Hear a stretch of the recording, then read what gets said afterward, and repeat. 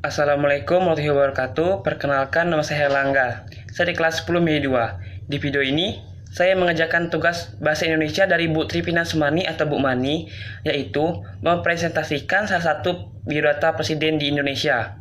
Di video ini, saya memilih Presiden Habibie. Biodata. Nama: Profesor Dr. Insinyur Haji Badarudin Yusuf Habibie.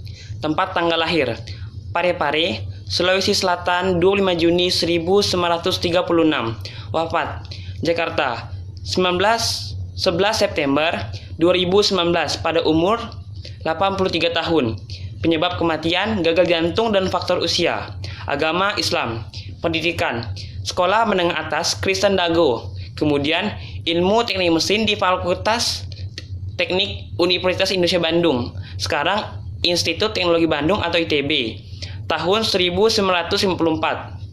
Pada tahun 1955 sampai 1965, Habibie melanjutkan studi teknik penerbangan, spesialis konstruksi pesawat terbang di RWTH, Aachen, Jerman Barat. Menerima gelar diplom insinyur pada tahun 1960 dan gelar doktor insinyur pada tahun 1965 dengan predikat cum laude.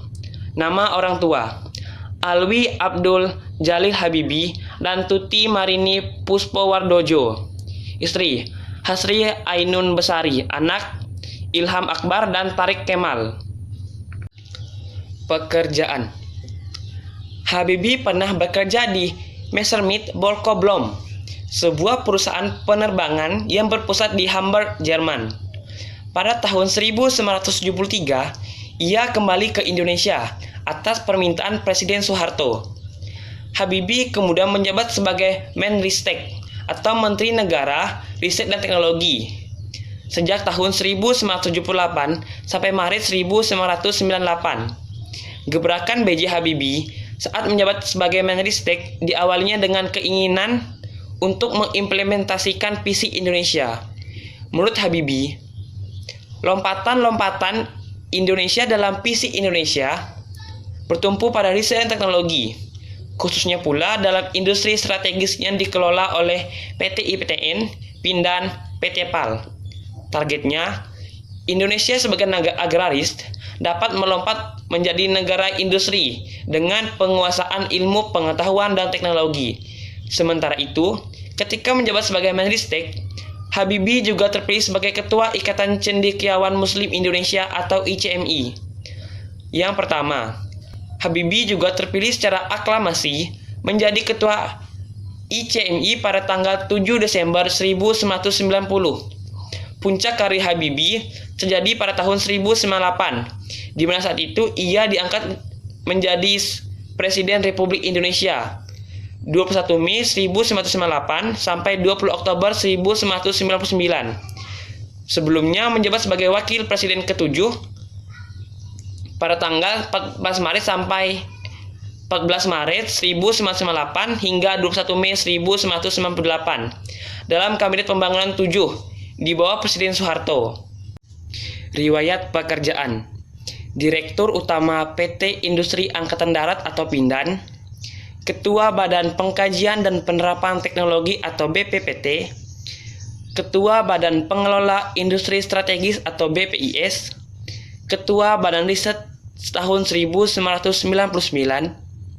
Ketua Badan Otorita Pengembangan Daerah Industri Pulau Batam, anggota Dewan Komisaris Pertamina, Asisten Riset Ilmu Pengetahuan Institut Konstruksi Ringan di Perguruan Tinggi Teknis West Plain, Aachen, Jerman Barat tahun 1960 sampai tahun 1965.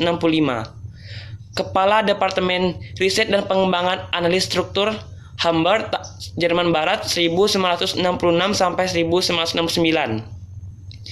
Kepala Divisi Teknologi Pesawat Komersil atau Pesawat Militer Messerschmitt Bölkow Blohm atau MBB GmbH Hamburg, Jerman Barat tahun 1974 sampai 1978. Penasehat Direktur Utama atau Dirut Pertamina tahun 1974 sampai tahun 1978. Direktur Utama PT Industri Pesawat Terbang atau IPTN Bandung tahun 1976. Direktur Utama PT Pelayaran Armada Laut atau PAL, Surabaya 1978. Profesor Kehormatan atau Guru Besar dalam bidang konstruksi pesawat terbang, Institut Teknologi Bandung atau ITB, tahun 1997. Riwayat karir di pemerintah. Menteri Negara Riset dan Teknologi Kabinet Pembangunan 3, tahun 1978 sampai 1983. Menteri Negara Riset dan Teknologi Kabinet Pembangunan 4, tahun 1983 sampai 1988. Menteri Negara Riset dan Teknologi Kabinet Pembangunan 5, tahun 1988 sampai 1993. Menteri Negara Riset dan Teknologi Kabinet Pembangunan 6, tahun 1993 sampai 1998. Ketua Tim Keputusan Presiden atau Kepres 35. Wakil Presiden tahun 1998. Presiden RI tahun 1998 sampai 1999. Kebijakan politik. Memberi kebebasan pada rakyat untuk menyalurkan aspirasi sehingga banyak bermunculan partai-partai baru, yakni sebanyak 48 partai politik. Membebaskan narapidana politik atau NAPOL seperti Sri Bambang Pamungkas, mantan anggota DPR yang masuk penjara karena mengkritik Presiden Soeharto, dan Muchtar Pakpahan, pemimpin buruh yang dijatuhi hukuman karena dituduh memicu kerusuhan di Medan tahun 1994. Mencabut larangan berdirinya Serikat Buruh-Buruh Independen. Membentuk 3 undang-undang demokratis. Menetapkan 12 ketetapan MPR dan ada 4 ketetapan yang mencerminkan jawaban dan tuntutan reformasi. Kebijakan ekonomi. Melakukan restrukturisasi dan rekapitulasi perbankan melalui pembentukan BPPN dan unit pengelola aset negara. Melikuidasi beberapa bank yang bermasalah. Menaikkan nilai tukar rupiah terhadap dolar hingga di bawah 10.000.